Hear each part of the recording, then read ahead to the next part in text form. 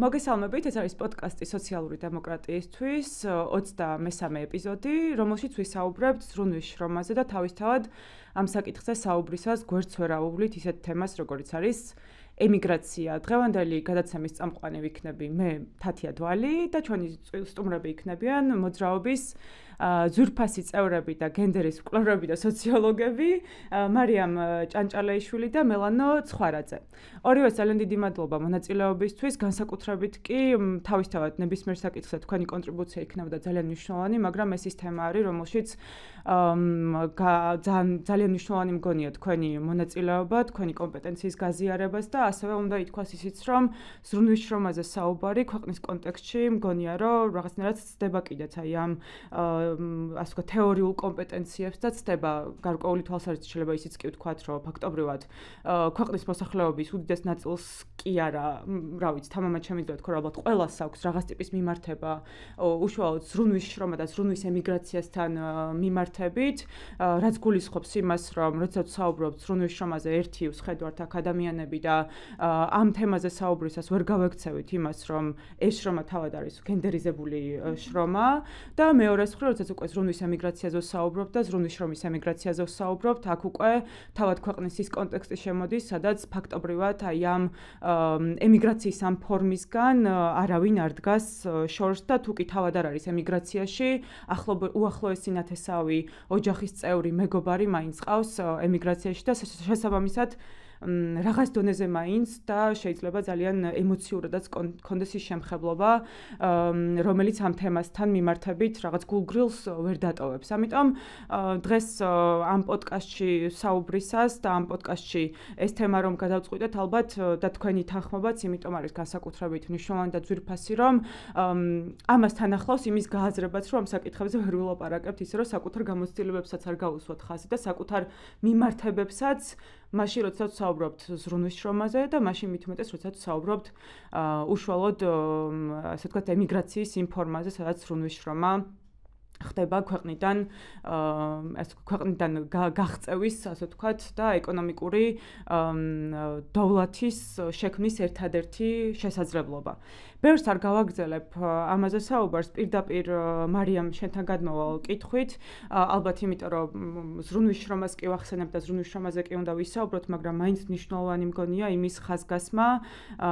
თუ რას გულისხმობთ საერთოდ ზრუნვის შრომაზე საუბრისას და მით უმეტეს რა კონტექსტი ახლავს ამ თემასთან, ემიგრაციასთან მიმართებით და აქვე დავამატებ ინფორმაციის სახით, თუ რატო იყო ამდენად მნიშვნელოვანი ამ თემაზე საუბარი დღევანდელ პოდკასტში, მაყურებელს მსმენელს ეცოდინება, მაგრამ კიდევ ერთხელ გავიმეორებ, ზუსტად იმ უსამართლობის მასშტაბიდან გამომდინარე, ალბათ ამის გამეორება არასდროს არ იქნება ზედმეტი, რომ ქართულმა ოცნებამ უკვე მეორე მოსმენით მიიღო კანონი, რომლითაც ემიგრანტებს ეზღუდებათ არჩევნებში ხმის მიცემის უფლება ერთმევად. ფაქტობრივად, თუ კი ისინი საზღვარგარეთ იქნებიან და ქვეყანაში არ ჩამოვლენ არჩევნების პერიოდში, ამ მოცემულობაში და ვისაც ოდნავ მაინც შემხებლობა აქვს და როგორც უკვე ვთქვით, ხო, ქვეყნის მოსახლეობის უდიდეს ნაწილს ემიგრაციასთან მიმართებით დიდი შემხებლობა აქვს, კარგად ესმის თუ რამხელა გამოწვევა არის სინამდვილეში ემიგრანტის ქვეყანაში დაბრუნება უშუალოდ არჩევნებისთვის, რამდენნაირ, ასე ვთქვათ, წინაღობა უნდა გადალახოს მან ერთის მხრივ ეკონომიკური წინაღობა, მეორეს მხრივ თავად საბუთებთან და ლეგალისტური წინაღობა, რომელშიც ხშირ შემთხვევაში კითხვის ნიშნის ქვეშ შეიძლება დარჩეს უკანასკნელი სარჩო-საბადებლის შენარჩუნება, თუ კი ის ქვეყანაში დაბრუნდება იმისთვის, რომ ხმა მისცეს არჩევნებში და თამამად შეგვიძლია ვთქვათ ყოველგვარი რაღაცნაირად შელამაზების გარეშე, რომ ქართული ოცნება ემიგრანტებს ართმევს მოქალაქეობის განხორციელების ერთადერთ უფლებას, რაც არის არჩევნებში ხმის მიცემის უფლება. ამასთან კიდე დამატებით სანამ გადავალთ იმ ნაწილზე, რომ უშუალოდ ზრუნვის შრომა რას გულისხმობს და რა მიმართება აქვს მას ემიგრაციასთან, უნდა ვთქვათ ალბათ ისიც, რომ ჩვენ ვსაუბრობთ იმ ქვეყნის კონტექსტზე, საქართველოს კონტექსტზე, სადაც ბოლო წლების მონაცემებით, საქსტატის მონაცემებით ბოლო 10 წელიწადში მილიონმა მოქალაქემ დატოვა ქვეყანა და მინიმუმ 240,000-ზე მეტი უკან აღარ დაბრუნებულა, რაც არის საგანგაშო მდგომარეობა ქვეყნისთვის, მით უმეტეს იმ პოლიტიკური და ეკონომიკური ტენდენციების გათვალისწინებით, სადაც არანაირი საიმედო არაფერი არ გოგოჩნია, რომელიც გვაფიქრებინებს და იმედს მოგცემს იმის, რომ ეს ტენდენცია ემიგრაციის შეიძლება უახლოეს პერიოდში შეიცვალოს. არათუ შეიცვალოს, დადებითად შეიცვალოს, არამედ უფრო მეტი ეჭვი რაც დგას არის ის, რომ უარყოფითი ცვლილება მოყვება და უკვე დაწყებულია კიდეც ეს ცვლილებები კონკრეტულ ჯგუფებთან მიმართებით. მოკლედ ეს არის კონტექსტი, რომელშიც საუბრობთ ზრუნვის შრომაზე და ემიგრაციაზე. და ხო, მოკლედ აი რაც ვისაუბრეთ მაგ ნაწილში თუ შეგიძლია მარიამ მოკლედ განგვიმარტო, რაზე ვსაუბრობთ, მას შეუძლია ზრუნვის შრომაზე ვსაუბრობთ. მადლობა თათია და მადლობა საკითხის ასე დასმისთვის და მადლობა იმ კითხვისთვის, რომ რას გულისხმობთ ზრუნვის შრომაში, იმიტომ რომ მე თვითონაც ხოლმე როდესაც ამ სიტყვებს ვახსენებ, ყოველთვის მინდა რომ უფრო მეტი ვთქვა ხოლმე რა, იმიტომ რომ ძალიან ხშირად გაუცხოება შეიძლება ჰქონდეს თვითონ იმ ადამიანებს ამის მიმართ, ვინც ზრუნვის შრომაში ყოველდღიურად არიან ჩართულები და შეიძლება ვერც კი ამოიცნონ, რას გულისხმობთ ამ ყველაფერში და მინდა ვთქვა, რომ ზრუნვის შრომა პრინციპში არის ყველაფერი, რაც ინარჩუნებს რაღაც ურთიერთობებს ოჯახში თუ მის გარეთ, დაკავშირებულია ოჯახის წევრებზე ზრუნვასთან, ეს შეიძლება იყოს ხანდაზმულებზე ზრუნვა, ბავშვებზე ზრუნვა, შშმ ადამიანებზე ზრუნვა, ქრონიკული დაავადებების მქონე ადამიანებზე ზრუნვა. ასევე ზრუნვის შრომა აუცილებლად მოიცავს ემოციურ ზრუნვასაც, აი მაგალითად იმას, როდესაც გვინდა რომ ჩვენი ბავშვები მაგალითად ბედნიერად გრძნობდნენ თავს, ხო და რა რესურსს ვდებთ ამ ყველაფერში, რომ მათ კარგად იგრძნონ თავი, ხო? და რაღაცა ბედნიერ გრძნობებთან, რომელსაც ასე ვთქვათ, ვნერგავთ, ხო, როდესაც ადამიანებზე ვზრუნავთ. და ზრუნვის შრომა არის ძალიან ცენტრალური ზოგადად ადამიანური ცხოვრებისთვის, იმიტომ რომ ამის გარეშე ძალიან რთულია რომ რაღაც ეს კეთილდღეობა იყოს, ხო? ანუ ეს კეთილდღეობაზე როცა ვლაპარაკობთ, ანუ ზრუნვის შრომის გარეშე და ზოგადად ზრუნვის გარეშე ეს შეუძლებელია. და რატომაც ვაყენებთ ხოლმე ამ საკითხს და ზოგადად ზრუნვის შრომის აღიარების საკითხია მნიშვნელოვანი ხო ცალკე, იმიტომ რომ ეს რადგანაც ამ სიტყვის, როგორც თქვი, სიტყვათა შეთანხმების გაცნობიერებაც კი რთულია ხოლმე, ხო? აი, რას გულისხმობთ ამ ყველაფერში, შესაბამისად ეს უკვე აღწერს იმას, რომ ხშირად არც არის დანახული, ხო, ეს შრომა, ეს ნაგულისხმებია, რომ ეს ყველაფერი უნდა კეთდებოდეს, იმიტომ რომ ეს არის რაღაცა ადამიანური, ხო? და ხშირად არის ეს არგუმენტიც, რომ ეს არის ადამიანური და ეს ძალიან მართალია. და ჩვენც პრინციპში მეც როგორც გენდერის მკვლევარს არასოდეს არ მინდა ამისგან დისტანცირება, იმიტომ რომ კი ზრუნვის შრომა არის ადამიანური, აუცილებლად ერთმანეთზე უნდა ვზრუნავდეთ, ადამიანები ერთმანეთს უნდა მოუაროთ, თუნდაც ეს ხანდაზმულებზე ზრუნვა იქნება თუ ასე შემდეგ, მაგრამ ასევე რა კუთხითაც ვუყურებთ ზრუნვის შრომას, ეს არის როგორ იხელთებს პატრიარქატი ზრუნვის შრომას და როგორ აკეთებს ახდენს მის ექსპლუატაციას, ხო? და მის ამ რესურსის ამოწურვას, რომელიც ზრუნვის შრომას უკავშირდება. ეს არის პრობლემური, როდესაც ზრუნვის შრომასთან დაკავშირებით საუბრობთ და არა ის, რომ ზრუნვის შრომა ძალიან მნიშვნელოვანია, ძალიან ძვირფასია და ცენტრალურია ჩვენი ცხოვრებისთვის. ამიტომ აქ დავსვამდი აქცენტებს დასაწყისისთვის, იმიტომ რომ შემდგომში ეს ძალიან დაგვეხმარება, თუ როგორ წავა ჩვენი დისკუსია. რაც შეეხება თუ უკვე ემიგრაციაზე გადავალთ და მე უფრო ალბათ დეტალურად ვილაპარაკებთ მიგრაციის ფემინიზაციაზე, მაგრამ მე ზრუნვის შრომა რატომ მიემართება ზოგადად ემიგრაციას და განსაკუთრებით ქალების ემიგრაციას, იმიტომ რომ ეს ზრუნვის შიმშილი არსებობს, ხო? გლობალურად ზოგადად არსებობს იმის გამო, რომ სწორედ ამ კაპიტალისტური რაღაც დაჩქარებული ცხოვრების, ასე ვთქვათ, წესის გამოც, რომ ჩვენ ასე ვთქვათ, ასევე ექსპლუატირებული ვართ სამსახურებში, არ გვაქვს იმის დრო, რომ ჩვენს ახლობელ ადამიანებზე ვიზრუნოთ, ჩვენს ქვეყნებში არ არის რაღაცა გამართული ზრუნვის ინფრასტრუქტურა და რაღაც სხვაგან ვეძებთ ამის, ასე ვთქვათ, წყაროს და შესაბამისად ეს ასე ვთქვათ შიმშილი მერე უკვე გამოიხატება იმაში, რომ სხვა ქვეყნებში, უფრო ეგრეთ წოდებულ განვითარებულ ქვეყნებში, როგორც უწოდებენ, ხდება ამ ტიპის სამუშაო ძალაზე მოთხოვნა. და ქალები ჩვენნაირი ქვეყნებიდან მიდიან ემიგრაციაში სწორედ ამ ზრუნვის შრომის განსახორციელებლად და ეს ხშირად არის ძალიან კომპლექსური შრომა და ხშირად ისინი თავად ტოვებენ ზრუნვის ობიექტებს. ეს არის კიდევ ძალიან, ესე ვთქვათ, მნიშვნელოვანი მნიშვნელოვანი, რომ თქვათ, რომ ისინი თავად ტოვებენ ზრუნვის ობიექტებს აქ, იმიტომ რომ მათ სჭირდებათ ამისი რაღაცა ფინანსური მხარდაჭერა, რომ მათზე იზრუნონ შორიდან. და ის რაღაცა ძალიან თითქოს ურთიერთსაწინააღმდეგო არის, მაგრამ ეს აუცილებლად უნდა ვახსენოთ, რომ მათ უწევთ ზრუნვის ობიექტების დატოვება, იმიტომ რომ ისევ მათზე იზრუნონ და მიდიან სხვა ადამიანებზე ზრუნვისთვის. ჩაგერთვები, აი ნიშნულოვანი ნაწილია რაც შენახსენე ხო, როცა ზრუნვის შრომაზე ვსაუბრობთ, თავად მათ შორის კრიტიკული სათქმელიც კი არ მიემართება იმას, რომ თავად ზრუნვის შრომა, როგორც და ზრუნვა არის ის, რაც კრიტიკის საგანი არამედ სწორედ მათ შორის ის ეკონომიკური მოწყობა, რომელშიც ზრუნვის შრომა იმ ფორმით ხორციელდება, რომელიც შეგვიძლია პირდაპირ თქვათ, რომ ან ზღვარზეა მუდმივად ექსპლუატაციის, ან კიდევ არის შრომის, ასე ვთქვათ, მაექსპლუატირებელი ფორმა, მაგრამ ამავდროულად აი ემიგრაციასაც თუ ვახსენებთ, ეგეც უნდა ითქვას, ხო, რომ ასევე როგორც თავად ზრუნვის შრომის კრიტიკაზე მეტად იმის კრიტიკა საკითხის დასმა ეს არის მნიშვნელოვანი, რომ როგორ ხორციელდება ეს ზრუნვის შრომა, მათ შორის შრომად არის თუ არა ხშირ შემთხვევაში აღქმული, ისევე ემიგრაციაზე შეგვიძლია ვთქვათ, რომ ალბათ თავად ემიგრაცია როგორც ფენომენი, მათ შორის ახლა შეიძლება იყოს რაღაცა კულტურის აღმოჩენის სურვილი, რაღაც მისწრაფებების განხორციელების სურვილი, თუმცა ქვეყნის კონტექსტში როცა ვსაუბრობთ, ემიგრაციის ის ფორმები და მათ შორის ზრუნვის გადინების შემთხვევაც არ არის ემიგრაციის ის ფორმა, რომელიც ნებაყოფლობითაც შეგვიძლია ჩავთვალოთ და ფაქტობრივად პირდაპირ შეგვიძლია ვთქვათ, რომ ეს არის იძულებითი ფორმა ემიგრაციის, ხო? ანუ იძულებითი მრავალ შრეზე, ერთის მხრივ არ გქონდეს არანაირი შესაძლებლობა იმის, რომ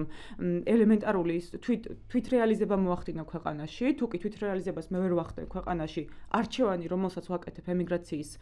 სასარგებლოდ, ეს არ არის რეალური არჩევანი, თუ კი ვერ ვახერხებ იმას, რომ თუნდაც ჩემი პროფესიით დავსაქმდე ქვეყანაში, მაშინ ასევე არჩევანის გარეშე ვარსებობ და ამავდროულად თუ კი კონკრეტულ ასაკს მივახციე, რაზეც ანუ ალბათ უკვე უნდა შეგვიძლია ვისაუბროთ რა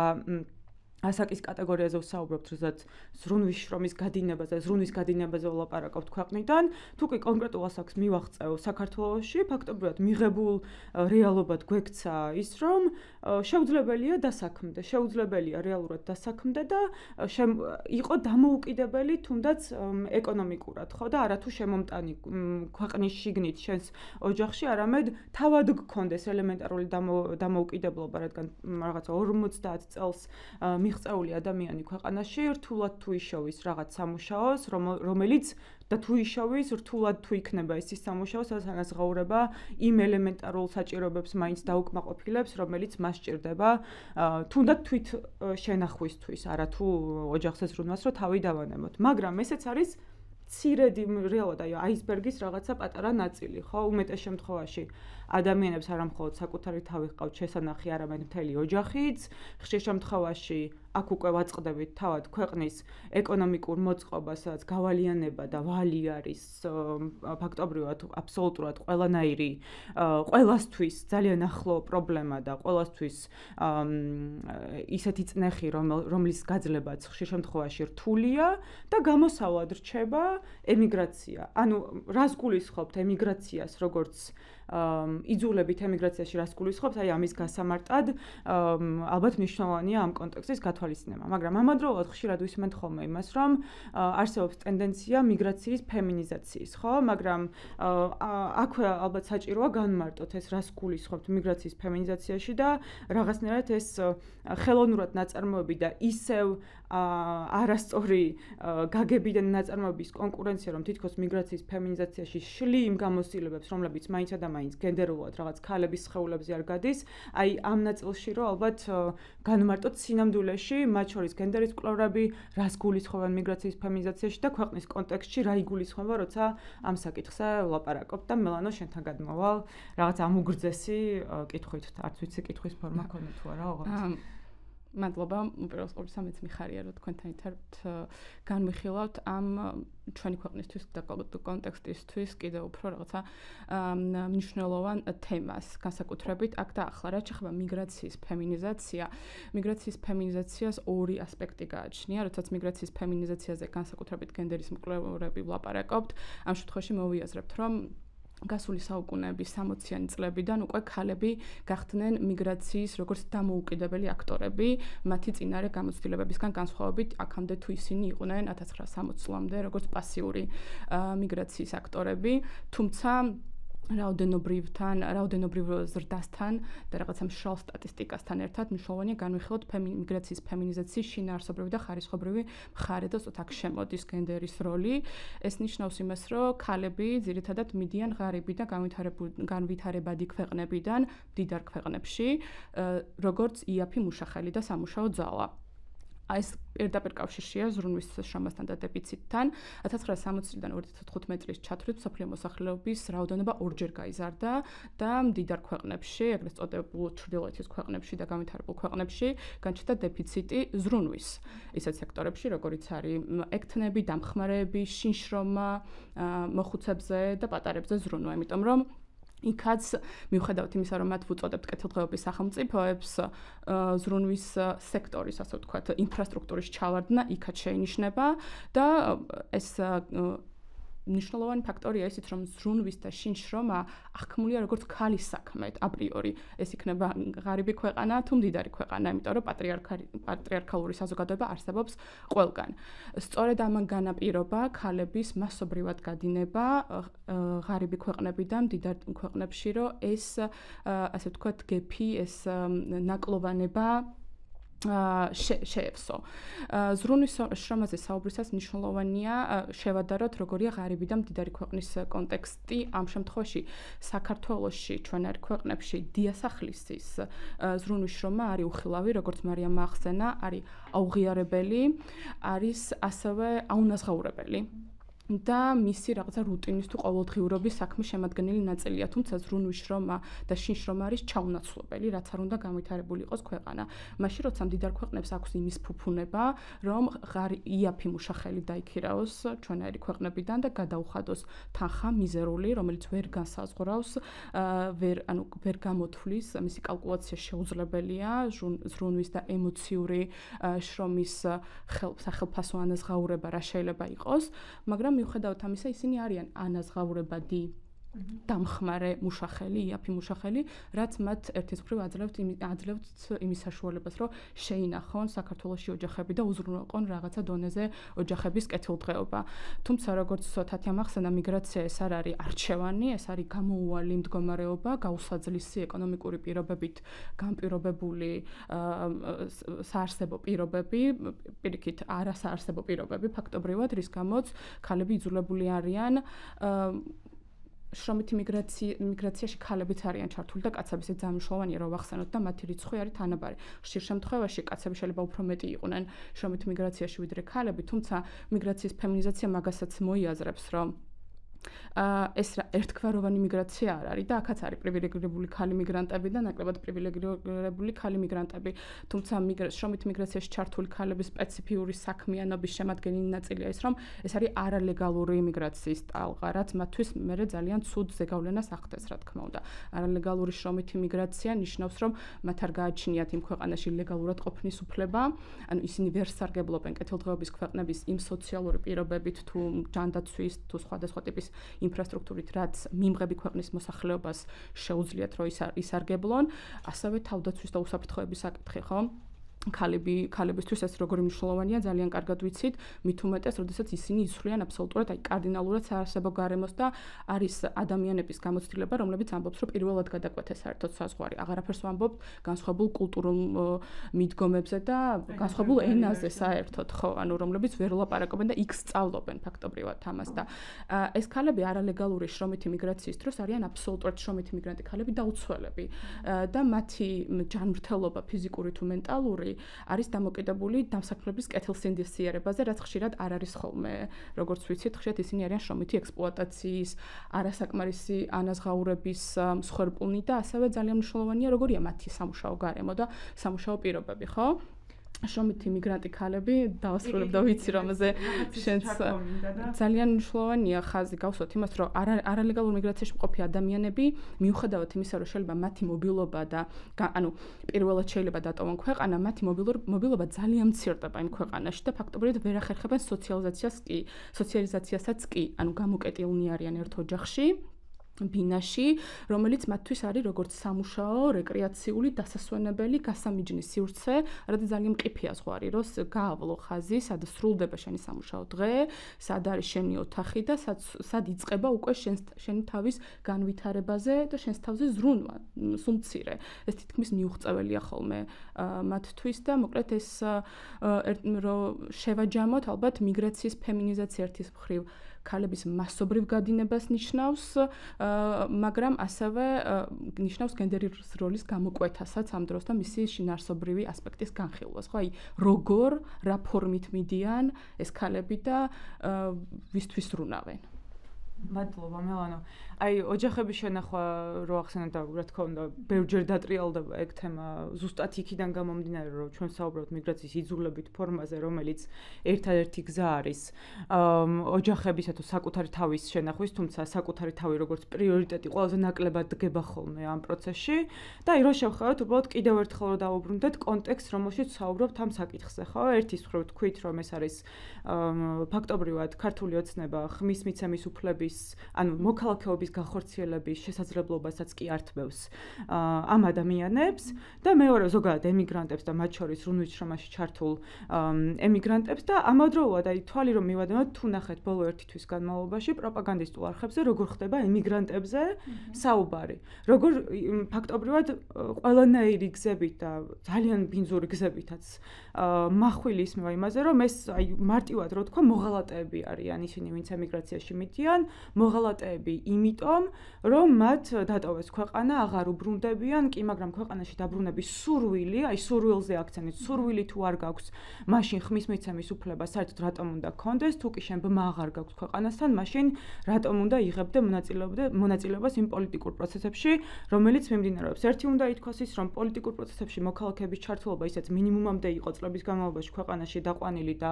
ისაც მხოლოდ არჩევნებში ხმის მიცემა იყო ის ერთ-ერთი გზა რომელთაც შეგეძლო პოლიტიკურ პროცესებში ჩართულიყავი ამ პროტესტი და ორივე რომ მოიზღუდა და შეიზღუდა ამასაც ცალსახად ხედავთ და მეორე უნდა ითქვას ისიც რომ ფაქტობრივად პროპაგანდისტული ენით ქართული ოცნება ემიგრანტებს ეუბნება რომ ისინი საჭირონი არ არიან იმიტომ რომ ის მათ ქვეყანა დატოვეს არაკეთილსინდისიერი მიზეზებით, იმიტომ რომ მათ ნაკლებად უყვარდათ ქვეყანა თუ ასე შემდეგ, მაგრამ ამავდროულად ეკონომიკურად რომ შევხედოთ, რაღაც თლიანი მუშპ-ს წილი რამხელ, მუშპ-ში რამხელა აქვს წილი უცხოეთიდან გზავნილებს, ნახავთ რომ 2024 წელს იყო 12%, რაც ახლა ზუსტად მომიწერე რიცხვი, ესე იგი 3 მილიონი ნახევარი იყო, მილიარდ ნახევარი იყო ფაქტობრივად ამაში რა ქვია, მთლიანში და პროდუქტში უცხოეთიდან გზავნილების წილი 2023 წელს კიდევ უფრო მეტი იყო 13% და ამას თუ შევხედავთ და ორი წამი ვეცდებით რაღაც მომენტში რომ გავაანალიზოთ კონტექსტში რომელშიც ამაზე საუბარი ხდება. ქართული ოცნება პროპაგანდისტული ენით, როდესაც ფაქტობრივად ცილს წამებს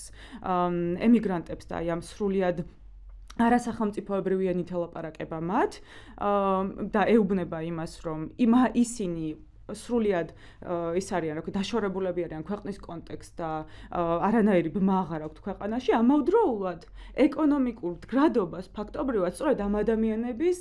შრომის ხარჯზე ინარჩუნებს და ამ ხმის უფლების წართმევის შემთხვევაში პირდაპირ შეგვიძლია ვთქვათ, რომ სახელმწიფო ხდება ემიგრანტების შრომაზე, პარაზიტული მიმართება უჩნდება ემიგრანტების შრომაზე. ზუსტად იქიდან გამომდინარე, რომ ის ართმევს ერთადერთ გზას, რომ ისინი დარჩნენ მოქალაქეობის სტატუსი შეინარჩუნონ და მიიღონ მონაწილეობა ქვეყნის პოლიტიკურ პროცესებში, მაგრამ თავად ეკონომიკურ მას რა ქვია, შედარებით მდგრადობას თუ კი არსებობს ეს ქვეყანაში, ინარჩუნებს სწორედ იმ ფულადი გზავნილების საფუძველზე, რომელიც ამ ადამიანების შრომაზე, სხეულებრივ შრომაზე გადის. და ამ კონტექსტში ალბათ განსაკუთრებით მნიშვნელოვანია იმის გათვალისწინება, რა ტიპის შრომაზე ვსაუბრობთ, აი როგორ აისახება ეს შრომა ამ ადამიანებზე, რას გულისხმობს ემიგრანტების შრომა და კონკრეტულ შემთხვევაში სრუნვის შრომა, რა ტიპის შრომა არის, მელანო ახსენა ეს ხო, რა პირობებში ხდება, მაგრამ ამის მიღმაც კიდევ დამატებით უამრავი მიზეზია და სწორედ იმაზე პასუხადაც მათ შორის, რომ ერთ-ერთი კრიტიკის საგანი პროპაგანდის არხებზე იყო ის, რომ ეს ადამიანები მხოლოდ მაშინ ბრუნდებიან ბრუნდებიან ქვეყანაში, როდესაც აქვს ჯანმრთელობის პრობლემები და იმიტომ ბრუნდებიან ქვეყანაში, რომ მიაფია აქ ჯანდაცვა. და ეს იყო განხილული, როგორც ასევე ემიგრანტების არაკეთილსინდისიერი მიდგომა. მაშინ, როდესაც მიზეზები რადიკალურად, კარდინალურად განსხვავდება იმ მიზეზებისგან, რომელსაც პროპაგანდა ფაქტობრივად შეურაცხყოფილად უყვება თავის მსმენელს და ალბათ მაგ ნაწილზეც თუ ვილაპარაკეთ, რა შრომაზე ვსაუბრობთ, როდესაც ზრუნვის შრომაზე ვილაპარაკობთ და მით უმეტეს რა პირობებში უწევს ამ ხალხს იმ ზრუნვის შრომაში ჩართვა, რომელშიც წლების განმავლობაში რომიდან წლების განმავლობაში ვეღარ გამოდიან ან აღარ. ხო, ძალიან მნიშვნელოვანია აქ საკითხი და პირველ რიგში უბრალოდ რა წინადაშვებასავით მინდა ვახსენო, რომ არ გვინდა რომ რაღაცა ისეთი ერთგვაროვანი გავხადოთ ეს გამოცდილებები, ხო, მიგრანტი ქალების, რომლებიც და რაღაც არ გვინდა რომ რაღაც სხვეპლად გამოვიყვანოთ მიგრაციის ამ გამოცდილებების. ესეც ძალიან მნიშვნელოვანია, ამიტომ რომ ხშირად ან პირადი საუბრებიდანაც კი ვიცი, მიგრაცია მიუხედავად იმისა, რომ შეიძლება საკმაოდ მძიმე შრომაში იყვნენ ქალები ჩართული, ბევრისთვის რაღაც არის გამოსავალი ხსნა, რაღაცა გარანტია იმისა, რომ იზრუნოს საკუთარ ოჯახზე, ხო, რაღაცნაირად შეიძლება თვითონაც განვითარდეს, ზოგი იწყებს სწავლას, რაღაც ახალი პროფესიის შეძენას და ასე შემდეგ და ამიტომ არ მინდა რომ ეს რაღაცა ეს გამოცდილებები უკეთ მნიშვნელოვნად არ ჩავთვალოთ, ხო? მაგრამ მეორე მხრივ, რა თქმა უნდა, კვლევებიც ადასტურებს ამას და ის გამოცდილებებიც, რომელიც ჩვენ თვითონ გვაქვს, ხო, რაღაც ჩვენს ოჯახებში, ჩვენს გარემოში, ასევე მანდაც დაიკვირვება, რა ტიპის შრომასთან გვაქვს და ზოგადად რა გამოცდილება აქვს მიგრანტ ქალებს, რომელიც არის ძალიან კომპლექსური, ძალიან რთულია, რომ რაღაცა ერთი პასუხი უპოვო, მოკლედ, რომ აი როგორ გრძნობენ ისინი თავს და რეალურად რა ტიპის შრომას ასრულებენ ისინი ემიგრაციაში. პირველი მაინც მინდა ვახსენო ის, რომ აი რას ნიშნავს წასვლა, ხო, რას ნიშნავს ან დავუშვათ სამოსახლოს დატოვება მაგალითად, ხო, იმიტომ რომ როდესაც ზრუნვის შრომაზე ვლაპარაკობდით, ქალებისთვის ეს არ არის, ხო, რაღაცა მხოლოდ ადამიანებზე ზრუნვა, ეს არის სახლზე ზრუნვა, ეს არის გარემოზე ზრუნვა, მიწაზე ზრუნვა, ხო? რაღაც ეხა მაგალითად ბალდელი ქალები რომ იცავენ მიწას, ხო, ანუ მიწაწყალს, ეს მათთვის ზრუნვის რაღაც აქტია, ხო? შესაბამისად, ბევრი ქალისგან ეს პირველ რიგში ალბათ გამოცდილებაში აქ უნდა დავსვათ აქცენტი, რომ რას ნიშნავს ეს მონატრების განცდა ზოგადად და მიკუთვნებლობის განცდა, რომ იქ აღარ ხარ, სადაც უნდა იყო და ბევრს უნდა რომ იქ იყოს, სადაც იყო, ხო? ანუ მარტო ის არ არის, რომ ბევრს რა თქმა უნდა შეიძლება აღარც უნდადეს დაბრუნება, მაგრამ ძალიან ბევრს უნდა დაბრუნება და ვერ წარმოუდგენია ამ პირობებში უკან დაბრუნება და რა თქმა უნდა, ძირითადად ეხა ზრუნვის შრომაში ჩართულ ქალებზე ვისაუბრებ, ხშირად ეს არის ძალიან მძიმე ფიზიკური და ემოციური შრომა, ხშირად მათ უწევთ იზოლაციაში შრომა, მაგალითად არ უწევთ სახლის დატოვება, შეიძლება ეს იყოს რაღაცა 24 საათიანი, ასე ვთქვათ, მზრუნველობა მათზე დამოკიდებულ პირზე. ხშირად ეს რა თქმა უნდა შრომითი პირობები, რადგან უმეტესწილად არალეგალურად არიან დასაქმებულები, რა თქმა უნდა, მათ არ აქვთ არანაირი მექანიზმი და რაღაც ბერკეტი, ხო, რომ დაიცვან საკუთარი უფლებები, თუნდაც შეიძლება ეს იყოს რაღაცა სექსუალური შევიწროების გამოცდილება, ან რაღაცა ფიზიკურად ისეთი ტრამვების მიღების გამოცდილება შრომის დროს, რომელიც რაღაცა შეუქცევა და დაზიანებს, ხო, ამ ქალების ჯანმრთელობას. ასევე არის დაუცველობა იმ კუთხით, რომ მათ არ იციან, განსაკუთრებით ახლა გლობალურად თუ დავაკვირდებით, როგორი არის ემიგრაციის პოლიტიკები და როგორ იცვლება და რომ რამდენად უფრო მოწყვლადად აქცევს, ხო, ქალებს მათ ხშირად ეშინიათ სახლიდან, როცა აქვთ ამის უფლება, მაშინაც კი ხშირად ეშინიათ სახლის დატოვების და ეს არის რაღაცა მუდმივი, ეს რაღაცა არის რა თქმა უნდა სიხარულის განცდებით, რომ მე შემიძლია რომ ჩემი ოჯახი შევინახო, აი ის ძალაუფლება მაქვს, რაც აქამდე არ მქონია, იმიტომ რომ ესეც უნდა ვახსენოთ, ხო, რომ ვახსენებთ, რომ როგორც ქალები, როგორც ზრუნვის მშრომელები ცენტრალურები არიან ოჯახში, ხო, ემოციურად, მაგრამ ეს ძალაუფლებრივად და ეკონომიკურად ეს საკითხია, რა თქმა უნდა, ისინი ცენტრალურები აქ არ იყვნენ არასდროს. შესაბამისად, აქაც ცენტრალურები ხდებიან და ეს რაღაც მათ აგენტობას ნამდვილად აძლევს, ხო, რომ მე შემიძლია ჩემით რაღაცა პრობლემა მოვაგვარო და რა თქმა უნდა ეს გენდერული როლებიდან გამომდინარე ვიცახი რომ რაღაცა ცვლა ამ კუთხითაც არის თუმცა რა თქმა უნდა ეს ძალიან დიდი წნეხი არის ხშირად მათზე და ისინი ხშირად ვერც ხედავენ აქედან გამოსავალს ხო იმის გამო რომ ჩვენი ქვეყანა ხო რაღაცა ანუ უკეთესობა აქეთ არ შეინიშნება და ეს ოჯახები ფართოვდება უფრო მაგალითად ქალები რომ ტოვებენ ოჯახს ხშირად არიან მაგალითად ორნი ხო რაღაც შეიძლება ყავდეს მეუღლე ერთი შვილი შემდეგ ეს ერთი შვილი დაქორწინდება და უშუალოდ ყავს უკვე ოჯახი, იმაზე ზრუნვის ვალდებულებაც არის, ხო? იმიტომ რომ ჩვენ აქ დარჩენილებზეც რო ვისაუბროთ, აქაც ხო ძალიან რთულია, რა თქმა უნდა, არ გულისხმობ იმას, რომ აუცილებლად ყველა ირიდებს პასუხისმგებლობას, ხო? აქაც ხო ძალიან რთულია, რომ რაღაცა ოჯახში ვიღაცამ ესე შეიქმნას კარიერა, შემოსავალი ჰქონდეს და ასე შემდეგ. ამიტომ თითქოს ისინი ვეღარც ხედავენ უკან დაბრუნების, ასე ვთქვათ, პერსპექტივას და როდესაც უკან დაბრუნებაზე მიდის ლაპარაკი ასევე აქაც ეს გაუცხოების მომენტებიც რეალურად რაც ძალიან მნიშვნელოვანია ვახსენოთ და ალბათ მე მაგას ცალკე შევეხებით, როდესაც რეინტეგრაციის ნაწილზე ვილაპარაკებთ, მაგრამ ის რომ ეს ემიგრაციის გამოცდილება ასევე მუდმივ რაღაც შიშს და მუდმივ სინანულის და დანაშაულის განცდებთან არის კავშირში და ესეც არ უნდა დაგვავიწყდეს და რაღაცნაირად მე მახსოვს ერთხელ, როდესაც რაც სტუდენტებთან მქონდა ჩვენება ემიგრაციაზე, ქალების ემიგრაციაზე იყო ფილმი და ერთ-ერთი იყო თავის დედა იყო ემიგრაციაში და რაღაც გაბრაზებული მივხვდი რომ რაღაცა აი გაბრაზებულის პერსპექტივიდან ლაპარაკობდა და ძალიან გავიგე ამ ბრაზის რა და ერთადერთი პასუხი რაც მოვიფიქრე მაშინ ის იყო რომ არ არსებობს სწორი გადაწყვეტილება ემიგრანტი დედის ცხოვრებაში ანუ შეუძლებელია რომ მას სწორი გადაწყვეტილება მიეღო შეიძლება მტკივნეული ამის გააზრება ახლა შეიძლება მისმეს მაგალითად ემიგრაციაში მაგრამ პირიქით თან შვებაც უნდა მოჰქონდეს ამას იმიტომ რომ ხშირად ეს არჩევანი უბრალოდ არ არსებობს ან გიწევს რომ შვილი შეინახო ისე რომ მას რაღაცა ეს ძირითადი კეთილდღეობა ჰქონდეს ან მასთან უნდა იყო ფიზიკურად და შეიძლება იქ ძალიან ბევრი ისეთი ჩავარდნები იყოს რომ პირიქით უფრო მძიმე იყოს შვილისთვის ხო ეს გამოცდილება ეკონომიკურად კი უზრუნველყოფა და ეს რა თქმა უნდა მე ურთიერთობებზეც ახდენს გავლენას და ყველაფერს ამიტომ ხო აი ეს გამოცდილებაც რომ აი აქ სწორი პასუხი არ არსებობს ანუ გამოსავალი თითქოს არ არსებობს მე როგორ უნდა მოვქცეულიყავი ხშირად არის გაზდევს ემიგრანტი ქალების ცხოვრებას განსაკუთრებით რა თქმა უნდა მათ ცხოვრებას ვინც ესე იძულებით მიდის ემიგრაციაში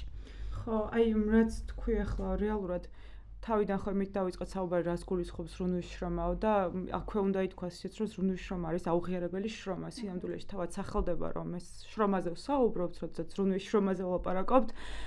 მრავალ მხრივ მტკიცებას მოიაზრებს ხოლმე თითქოს რაღაც არგუმენტირებული ესე უნდა გქონდეს მზად იმის დამადასტურებლად რომ სინამდვილეში თუნდაც ის ემოციური მიმართებები რაც ზრუნვის შრომას ახლავს თან შრომის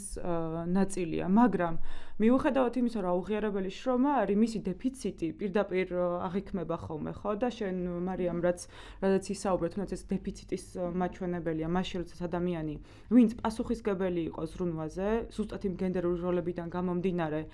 რომელიც მოგვეწოდება აპრიორი კულტურულად და სოციალურად ისე რომ ამაზე კითხვის ნიშნები თითქოს არც ისმის აქედან გამომდინარე ქალი არის პასუხისგებელი ზრუნვაზე შეიძლება შვილზე იყოს მშობელზე მეგობარზე მათ შორის და ეს რაღაცა არასოდეს არ იქნება ხოლმე მას სახელს არის შრომის ერთ-ერთი ფორმა მაგრამ რა წამს ეს შრომა ვეღარ ხორციელდება იმიტომ რომ მაგალითად ეს ადამიანი ემიგრაციაში მიდის სწორედ იმ კვალიფიკაციის გასახორციელებლად რომელიც აი ამ გლობალურ ბაზარზე რაზეც მოთხოვნა არის რომ ზუსტად იქიდან გამომდინარე რომ ვერ ხერხდება მათ შორის თუნდაც ევროპის ქვეყნებში იმის უზრუნველყოფა რომ ეს ზრუნვა სისტემურად იყოს უზრუნველყოფილი და ამისთვის რაღაცა ემიგრანტები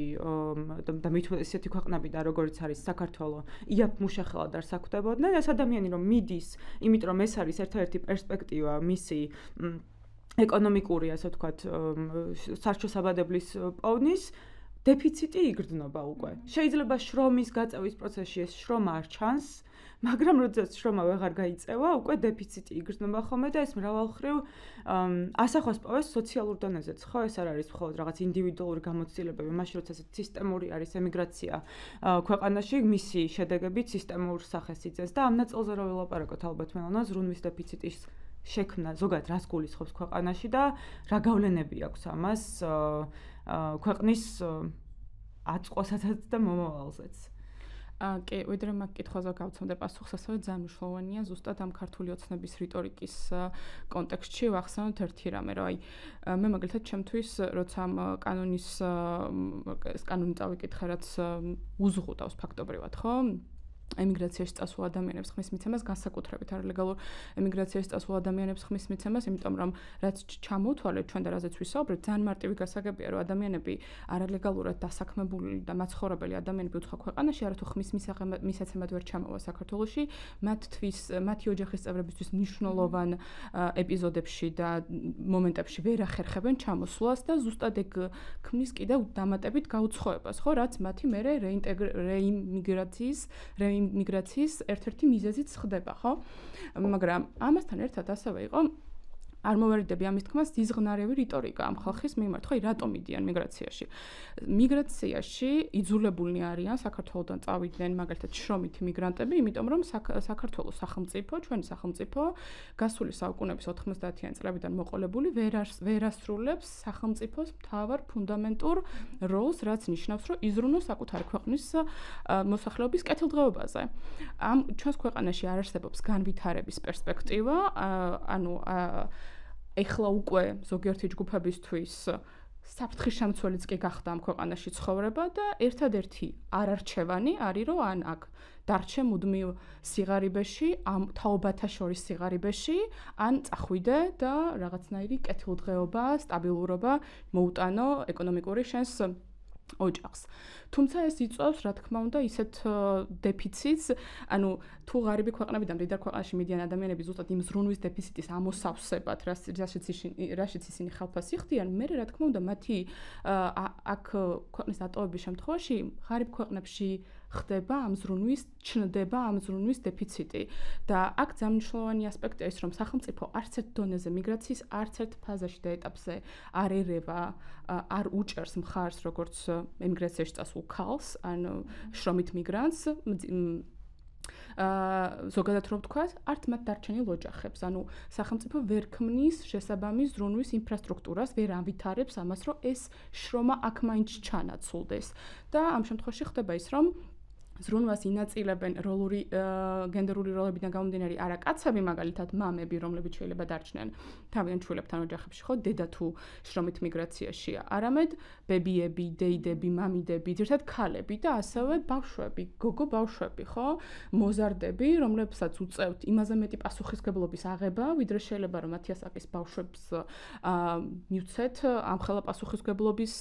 აწევის ტვირთი და უწევთ ასევე მნიშვნელოვანი გადაწყვეტილებები მიღებაც არის ძალიან რთული, იმიტომ რომ მათ უწევთ არა მარტო შეიძლება მშობელზე და ბებიაზე, ბაბუაზე მოხუც ადამიანებზე ზრუნვა, ასევე თავიანთ დედმამიშვილებზე ზრუნვაც უწევთ. და ასევე შრომის დეფიციტი მნიშვნელოვანია, რომ ეს არის საქართველოში დაბრუნების ერთ-ერთი მიზეზიც.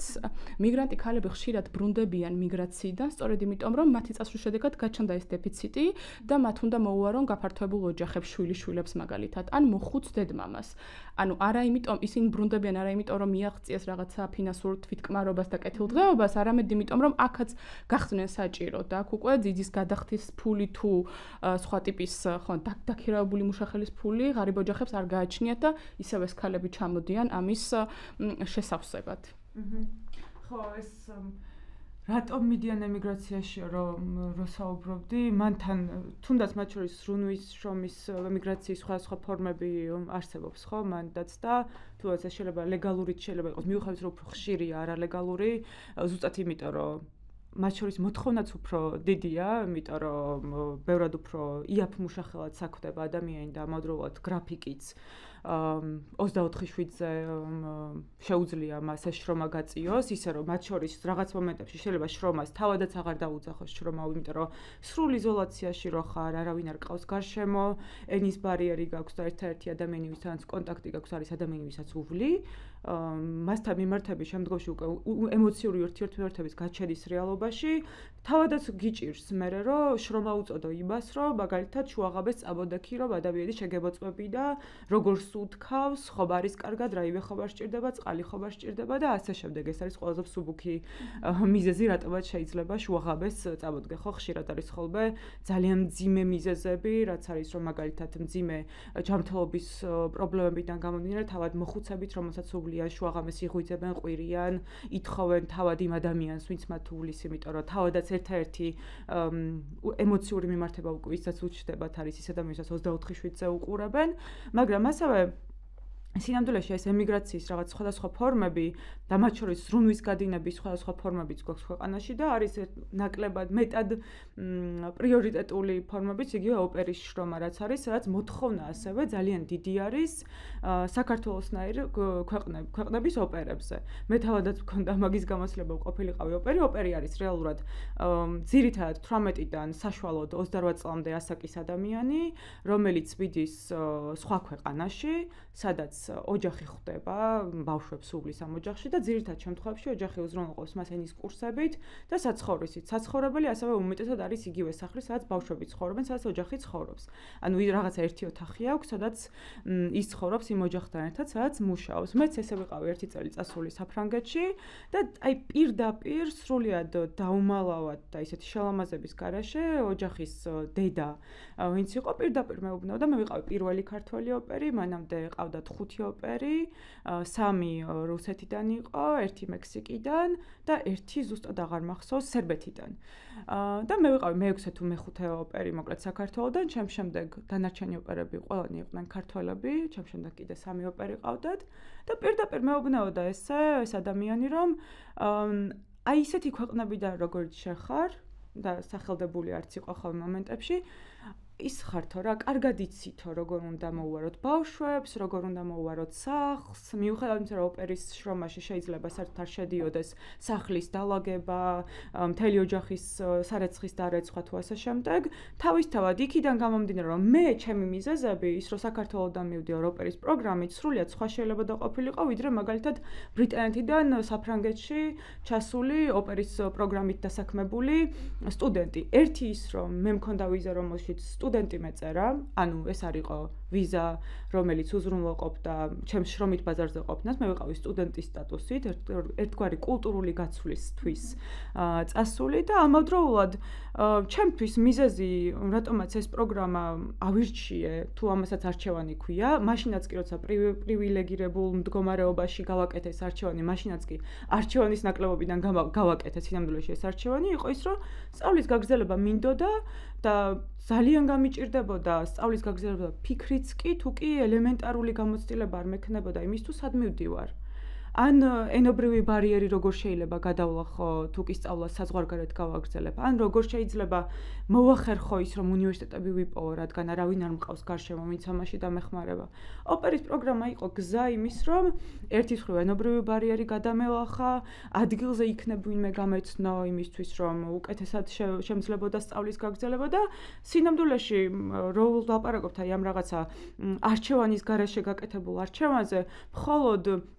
იმ ფორმებზეც კი არ ვსაუბრობთ, რომელიც ყველაზე მძიმე ფორმები შეიძლება იყოს, იმ ეკონომიკური სიდუხჭირიდან გამომდინარე, რაც ქვეყანაში მაგალითად ვალაუვალობა, ხო? შეიძლება პრივილეგირებულ მდგომარეობაშიც კი ქვეყანაში მცხოვრებ მოქალაქეებს ასევე არჩევანის გარეშე უწევდეთ, აი ესეთი პრივილეგირებული არჩევანის გაკეთება, როგორიც მე გავაკეთე, რომ მინდა სწავლა საზღვარგარეთ გავაგრძელო და ეხლა როცა მართლა იმდენი პრობლემა არის ქვეყანაში და კონტექსტი იმდენია, რომ მე არ გამოგრჩეს მინდა, მათ შორის განათლების რეფორმასთან მიმართებით უკვე ეს არჩევანიც კი, უარჩევანიც კი ნელ-ნელა ერთმევად დღეს სტუდენტებს, იმიტომ რომ ოპერის პროგრამით წახვალ თუ სხვა რაღაცით წახვალ, ზრუნვის შრომის ბაზარზე შეხვალ ამით თუ სხვა მიზეზებით, გააგრძელებ თუ არა სადმე საზღვარგარეთ სწავლას, ეს კითხვის ნიშნები დგას უკვე უამრავი ამაზე, იმიტომ რომ ის რეფორმა ფაქტობრივად ყველანაირ შესაძლებლობას აკარგვინებს ქვეყანაში მცხოვრებ სტუდენტებს, რომ თუნდაც ის შედარებით პრიორიტეტული გზები აერჩიონ ემიგრაციის, რომელიც მთელ იმ ემოციურ წნეხს ვერ გამორიცხავს, მაგრამ როგორც მინიმუმ იმის გარანტიას მაინც გაძლევს, რომ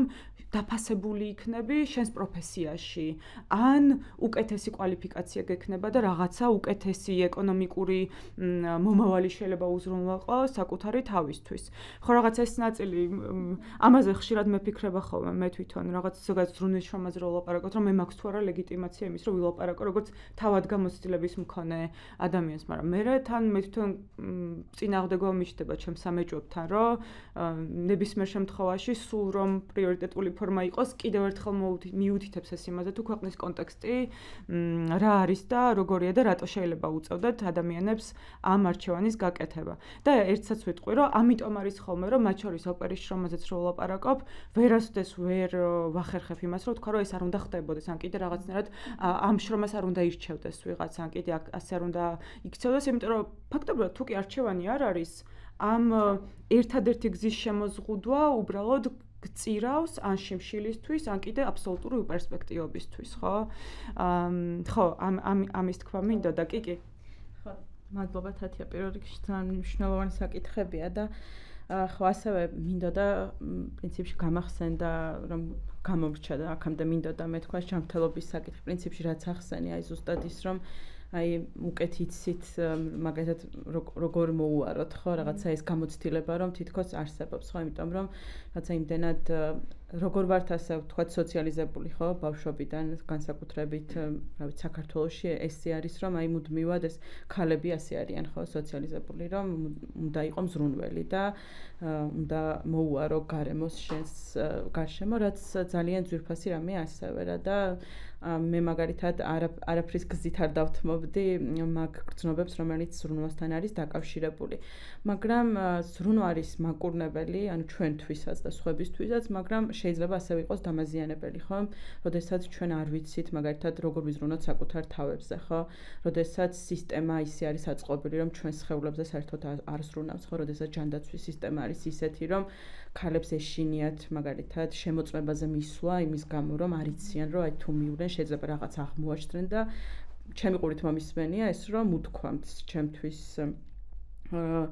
ერთ-ერთ ქალს რომ არ მინდა მისვლა, იმიტომ რომ არ ვიცი მე როგორ გავუმკლავდა იმ ხარჯებს თუ დავშვათ სიმსივნე აღმომაჩნდა და ძალიან მტკივნეულია ხო ამის მოსმენა შესაბამისად აი რომ ვამბობ რომ ზრუნვა შეიძლება იყოს დამაზიანებელი ეს იმ გაგებით ვამბობ რომ ჩვენ არ უზოგავთ საკუთარ თავებს ხო ოღონდ არ უზოგავთ იმის გათვალისწინებით რომ საკუთარ თავებზე ვერ ვზრუნავთ და არც ჩვენი სახელმწიფო ზრუნავს ჩვენს სხეულებზე ხო ანუ მისთვის პრიორიტეტი არ არის ის რომ ჩვენ ვიყოთ ჯანმრთელები ხო თუნდაც და ასევე ემიგრაციაში მყოფ ქალებზეც არ შემიძლია ეს არ ვახსენო რომ მათ ასევე ძალიან დიდი ფიზიკური შრომა უწევთ და ძალიან ხშირად ეს ყველაფერი მათ სხეულებს აზიანებს და ხო რა თქმა უნდა მერე მკურნალობენ დავშვათ შეიძლება ზოგი უკან ბრუნდება მაგრამ ისიც რომ რაღაცა ეს კოლექტიური სხეული ზიანდება როგორც ემიგრანტი ქალის ესეც არის სახსენებელი იმიტომ რომ ეს ჯანმრთელობის სამართლიანობის საკითხი არის ასევე რომ ქალებმა განსაკუთრებით რაღაც ეს ჩვენი ჯანმრთელობის საკითხი ასევე ცენტრში დავაყენოთ ხო ჩვენი ცხოვრების იმიტომ რომ ამ ზრუნვის აქტიდან სრულად გამორიცხული გვაქვს საკუთარ თავზე ზრუნვა ხო და საკუთარ სხეულებზე ზრუნვა ამიტომ ეს ნაწილი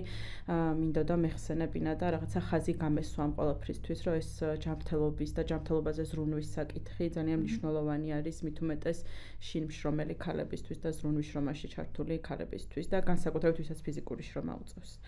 განსაკუთრებით ალბათ იმ ინფორმაციიდან გამომდინარეს და იმ რეალობიდან გამომდინარეს თუ რა საკობრივი კატეგორია მიდის, რა საკობრივი კატეგორია ერთვება სინამდვილეში ამ შრომაში და ალბათ მაგ მიმართულებით და მაგ კუთხითაც უცებ იმის გააზრება, რომ ძირითად შემთხვევაში მაინც შუახნის გადაცემა საპენსიო ასაკამდე მიღწეული ქალები ერთვებიან მათ შორის საერთაშორისო ბაზარზე, ასე ვთქვათ, ზრუნვით შრომაში და მერე უკვე ის ჯანმრთელობის პრობლემები რომელიც იმ მძიმე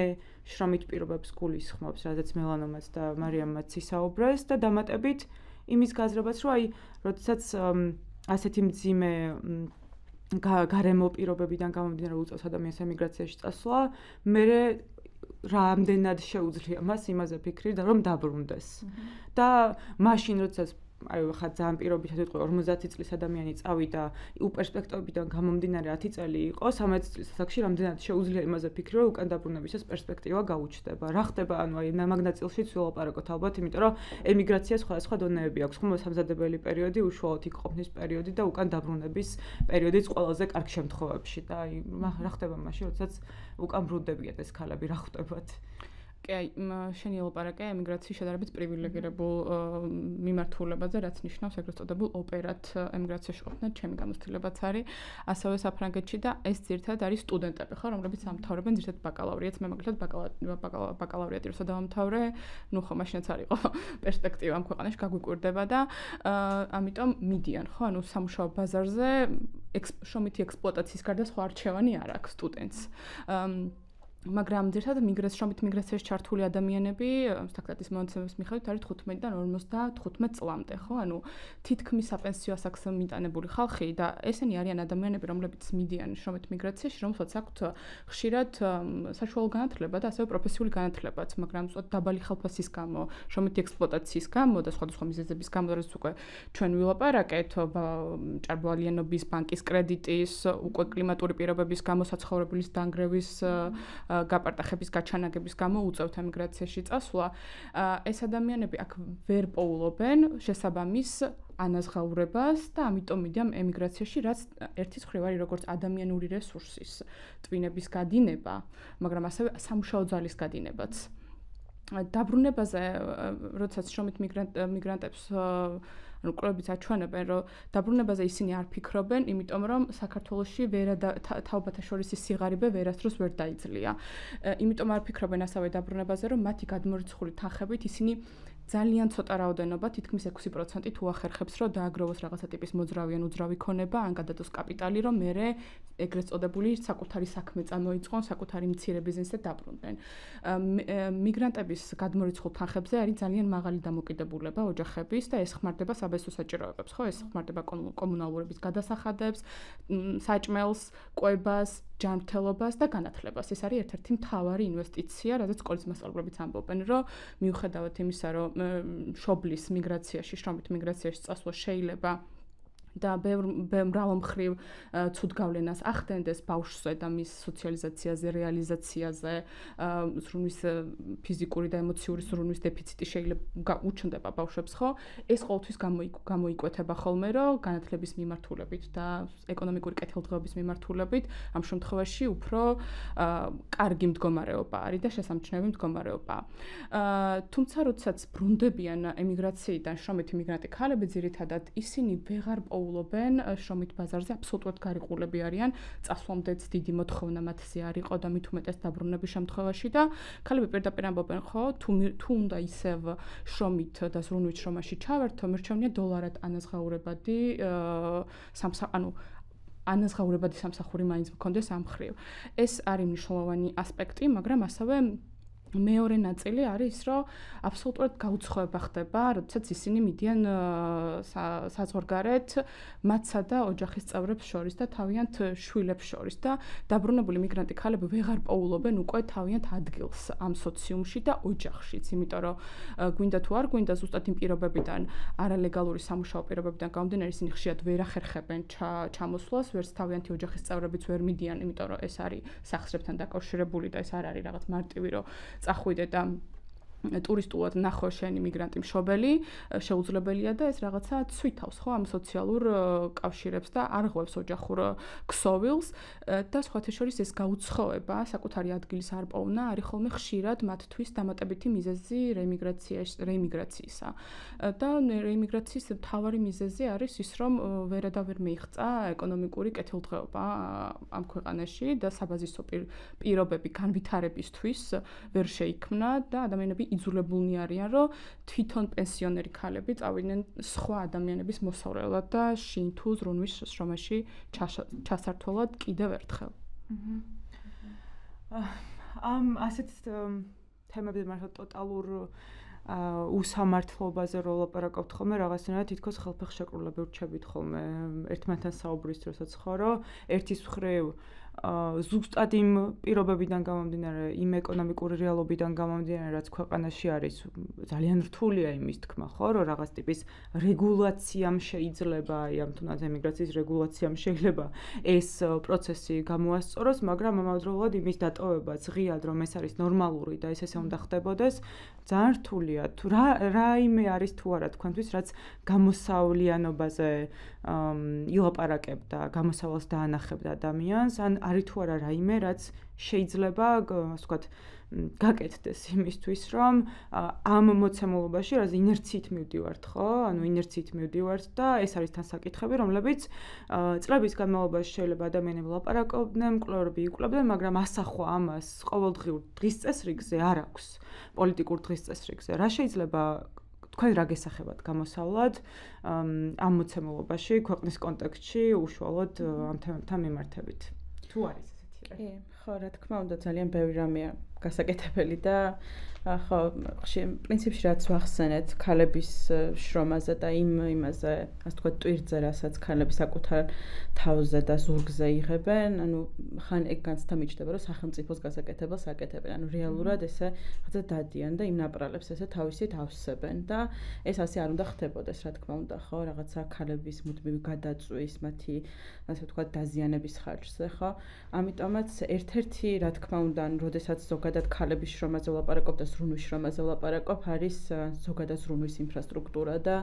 ამ ზრუნვის ინფრასტრუქტურაში ყოველთვის ძალიან ფართოდ ბევრ რამეს გულისხმობ რა, ზოგადად სოციალური დაცვის, ასე ვთქვათ, სისტემებს, რომელიც ხედავს ქალების საჭიროებებს, ბავშვების საჭიროებებს, ხანდაზმულების საჭიროებებს და რაღაცნაირად პასუხობს. ხო, ან პირველი კითხვა, რაც სახელმწიფომ ალბათ უნდა დასვას, არის ის, რომ ვის სჭირდება ზრუნვა და მე როგორ პასუხობთ ამ საჭიროებებს რა და არ უნდა გამორჩეს მოკლედ არავინ რა და ამ ასე ვთქვათ ზრუნვაზე ფიქრი ზოგადად ცენტრალური უნდა იყოს ნებისმიერი პოლიტიკის დაგეგმვისას, იმიტომ რომ ზრუნვა არ არის რაღაცა ცალკე სფერო, ანუ ეს არის რაღაცა მკვეთი, ანუ ყველაფერს ასე ვთქვათ კვეთს და ყველგან უნდა იყოს გათვალისწინებული. შესაბამისად, ხო ალბათ ესე ძალიან მოკლედ არის ის, რომ ეს ზრუნვის ინფრასტრუქტურა, რაც მართლა არა მხოლოდ რაღაც ფიზიკურ ინფრასტრუქტურას გულისხმობს, ხო, რაღაც ბაღებს და დღის ცენტრებს და ასე შემდეგ, რომელიც რაღაცნაირად ძალიან შეუმსუბუქებდა ქალებს, ხო, შრომას. არამედ ზოგადად ხედვას გულისხმობს, აი სად ვათავსებთ მოკლედ ამ ზრუნვას და სად ვხედავთ ამ ზრუნვის საჭიროებას. და შესაბამისად, ხო, ეს უნდა იყოს გათვალისწინებული და კომპლექსურად და როგორც თქვი, ანუ ყველაფერს უნდა ეხებოდეს, ანუ სისტემას, ასე ვთქვათ. დამატება ხარგან და დავამატებდი, რომ პასუხისმგებლიანი პოლიტიკა ამ მიმართულებით, რაც შეიძლება იყოს ხო მიგრაციის ფემინიზაციის დარეგულირება ალბათ რთული საკითხია, მაგრამ მნიშვნელოვანია ვთქვათ, რომ ზუსტად პატრიარქატი და კაპიტალიზმი ძალიან კარგად ექსპლუატირებს ქალების შრომას, ზრუნვის შრომას და ქალების სხეულებს. ისე რომ ეს ქალები როგორც მიმღებ, ასევე გამგზავნ ქვეყნებშიც არიან უხილავი, რაც არის ხილული, ჩვენთან არის მათი გადმორიცხული ფული, ხო? ამიტომ პასუხისმგებლიანი სახელმწიფო პირველ რიგში მიმღები ქვეყნების პასუხისმგებლობასაც დააკისრებდა. რაღაცა დონეზე დააკისრებდა, რომ ანუ ისეთი პოლიტიკა შეიმუშაოს, რომ ადამიანებს საბაზისო საჭიროებებზე იქ მაინც კონდეთ წვდომა მაგალითად და რაღაცა ფატალურად არ სრულდებოდეს ხშირ შემთხვევაში მიგრანტი ქალების გამოცდილებების საზღვარგარეთ. ანუ სახელმწიფო უნდა იყოს ჩართული მიგრაციის ყველა ეტაპზე. ანუ როგორც მომზადების, ასევე მიგრაციაში ყოფნის დროსაც და დაბრუნების შემთხვევაშიც. ანუ დაბრუნების შემთხვევაში ჩვენ სახელმწიფოს უფრო ნაკლები მხარდამჭერი პროგრამა აქვს, მაგალითად, ვიდრე მიგრაციის საერთაშორისო ორგანიზაციას. ეს ხო სასაცილოც აღარ არის უკვე, ხო, რომ როგორ შეიძლება არასამთავრობო ორგანიზაცია, საერთაშორისო ორგანიზაცია უკეთ ხედავდეს შენი ქვეყნის მოსახლეობის საჭიროებებს და აგებებდეს ისეთ პროექტებს და უჭერდეს ხარს და შენ საერთოდ გამოთიშული იყო ამ პროცესიდან. ანუ სწორად დაგეგმილი მიგრაცია, რომელიც დეკადები კი არა შეიძლება რამდენიმე წელი გაგრძელდეს, ეს სახელმწიფოს ჩართვის, სოციუმის ჩართვის, ასევე საზოგადოებისთვისაც, იმიტომ რომ თუნდაც ეს კანონები და მსგავსი არაჰუმანური, არაადამიანური ინიციატივები უნდა იყოს რაღაცა წითელი დროშის და ელარმის საზოგადოებისთვისაც, ხო? და საზოგადოებაც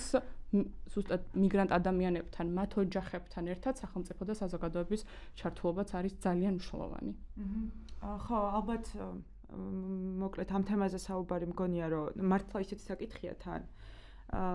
ზრუნვის შრომაზე ქვეყნის კონტექსტში როცა ვლაპარაკობთ, რომ რთულად წარმომიდგენია, რომ ამოწურვადი იყოს, სულ რომ მართლა მთელი დღე ვისაუბროთ მაგაზე, ზუსტად იმ მიზეზებიდან გამომდინარეც, რომ მიზეზშედეგობრივი კავშირი იმის თუ საიდან მოდის, რატომ ზოგადად ემიგრაციის ეს ფორმა, რატომ არის ქვეყნისთვის ესეთი მაღალი რიცხვი, პროცენტულობა რატომ გვაქვს, იმდენად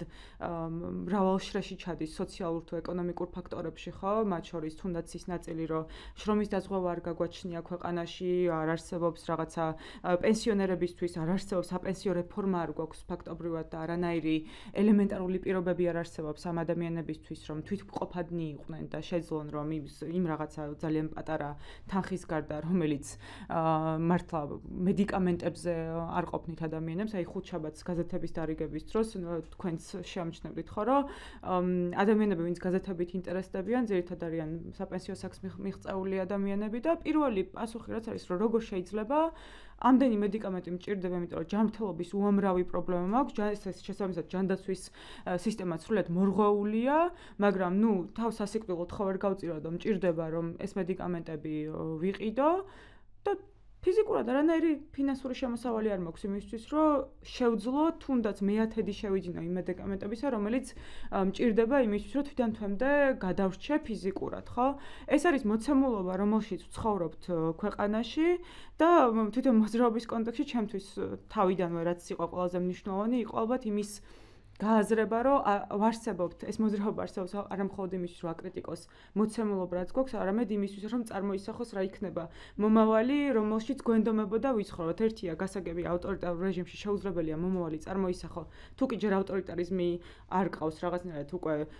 ჰორიზონტზე არ ჩანს ის, რომ ეს დაასრულე, მორჩა რაღაცნაირად, მაგრამ ამის მიღმაც სულ რომ წარმოვიდგინოთ, რომ ხვალ ავტორიტარული რეჟიმი აღარ არის, ეს არ ნიშნავს იმას, რომ თუნდაც ემიგრაციის ეს ფორმა ქვეყანაში უცებ აღმოიფხვრა და აღარ არსებობს, ხო? ამიტომ ის ელემენტარული სახელმწიფო გამართულობა თუ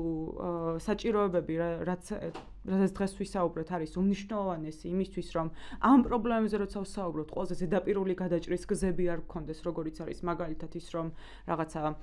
პირობითად აღარ უნდა ქონათ ამ ადამიანებს ესე ქვეყნის დატოვების უფლება თუ მით უმეტეს ყველაზე უფრო მძიმე ფორმები რაც არის, რომ შეურაცხყოფა ფაქტობრივად ამ ადამიანების, ვინც ემიგრაციაში მიდიან და ასევე უნდა ითქვას და ჩემთვის ძალიან მნიშვნელოვანია იმის თქმაც, რომ